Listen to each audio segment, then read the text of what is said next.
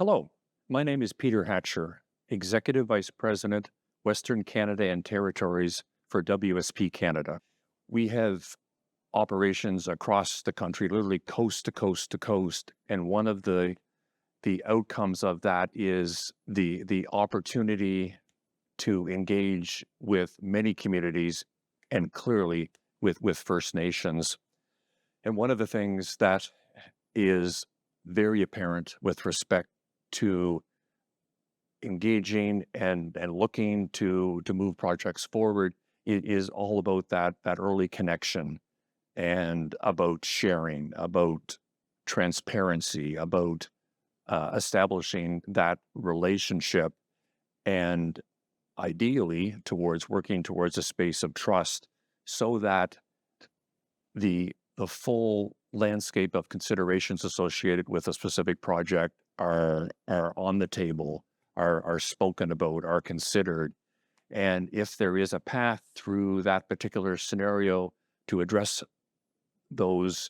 issues, what matters most to that community, that enables that path to then move forward, then that's the win-win outcome in terms of being able to move a project forward. And something that of course is very apparent is there are all communities are different, and communities have different considerations, different priorities. But the way to move through understanding if there is a viable path towards the development, if that's the right thing to do, comes back to this whole path, and it's really the only path in terms of the value of making those connections, such that everything is understood to make the right decision to then hopefully, where it makes sense, to be able to move forward. Very much looking forward to the conference this coming April. I've mentioned to many of my colleagues and folks that we interact with in the marketplace, clients and folks at Indigenous communities, of the value that I personally received from the conference last year. And in fact, at the risk of sounding that I'm being superlative, that conference last year was the best conference that I attended through the course of the year in terms of what I was able to take away from it, and hopefully what I was able to contribute with some others as well. So as I look forward to the conference this coming year, it's all in anticipation of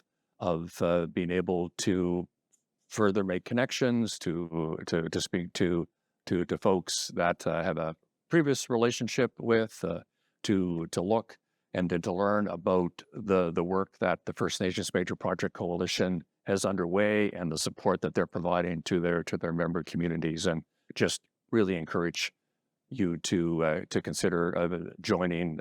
us at the conference. And I have little doubt that you'll have a fantastic experience.